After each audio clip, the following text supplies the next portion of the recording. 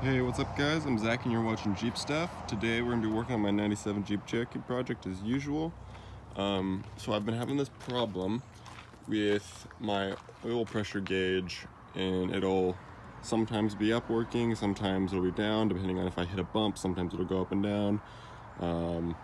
So I've been having check gauge lights all the time, and sometimes they're there, sometimes they're not, and so I'm trying to figure it out. I've replaced the oil pressure sending unit multiple times. I've cleaned out the tube that's in there, which I've also heard could be the problem. The oil I've changed multiple times now. So really the only thing left that I can think is it's the electrical. So I am going to be replacing the harness bit, and I guess we'll see if that works. Otherwise, I'm at a loss.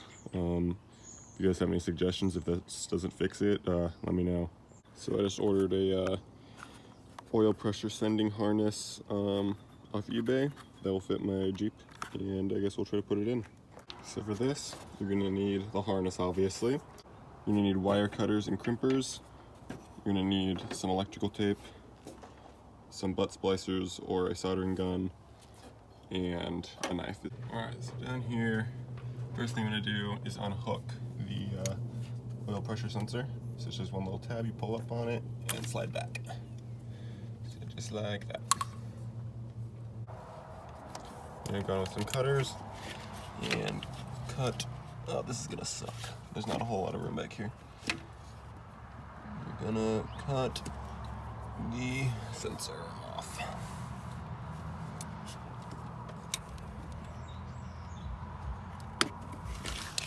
Like so. I'm gonna try and get in here and remove the electrical tape that's currently on it so that I can access the wires individually. So it looks like on the old one, the black one goes to the darker gray, which may have been black at some point and now is faded, and yellow, and then the white will go to the lighter gray and yellow. So I'm going to go in with your wire cutters and use size 16 to cut off the ends of the wires.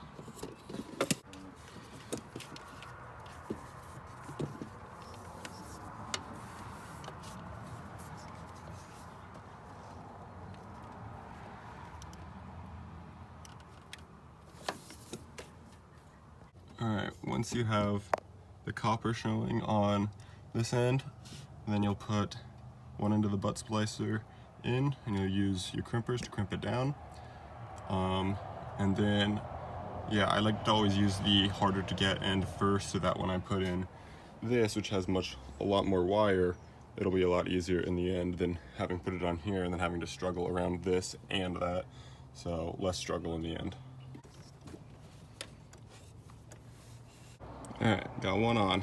I'm just gonna get the camera out of the way to the other one because this is very difficult. Alright, I got them both on there now. I'm gonna use a lighter while I'm still here, and it's easy to melt the ends so that they'll stick on to the original wire better. Alright, now I'm gonna do the same thing to this end, wire it on, heat it on, and then we'll call it good. Alright, so after I got them on, I went ahead and put on some electrical tape around them just for extra support, make sure that no water gets in there. Alright, so I'll just take it for a test drive, run up some hills, around corners, anything that would make the gauge change, and it seemed to work. Just give it a second, and there it goes.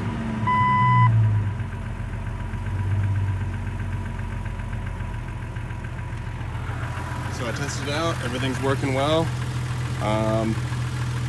Yeah, I'm glad. Clean dashboard again. It always bothers me when there's one light, and I tried everything except for the electrical, so you know, it's always the last thing that you try.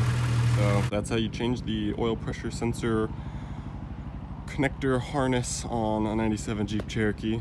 It was kind of hard to film because it's in such a small spot. This was actually very difficult, just gonna I'm gonna warn you ahead of time. So yeah, before you have to do that, I would definitely try to change the actual oil pressure sensor first, as well as change the oil, make sure your filter's tight, and clean out the oil pressure sensor tube. And if none of those work, then it's probably like mine where that was the issue, was electrical. So at least I got it figured out and got the clean dashboard. So that's it. So one more thing done on the Jeep. Thanks so much for watching. Make sure to subscribe and like, and leave a comment if you want. Yeah, bye.